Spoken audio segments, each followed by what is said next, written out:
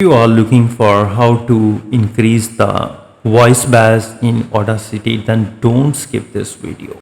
So first listen this sample audio. Despite being core common, the manners beauties often goes unnoticed.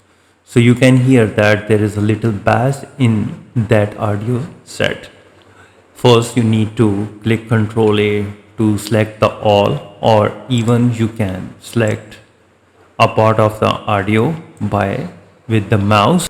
I am selecting all part of the audio, so head to the effects and go to the EQ and filters, and then go to the filters curve EQ, and then head to the presets and settings, then head to the factory presets, and here you will see that bass boost. You need to click on that. Currently it is 9 dB. So if you want to increase a little bit, then I would recommend to make it 12 dB and then click apply. And now listen. Despite being core common, the manners beauties often goes unnoticed. So you can hear that the bass has increased in this audio.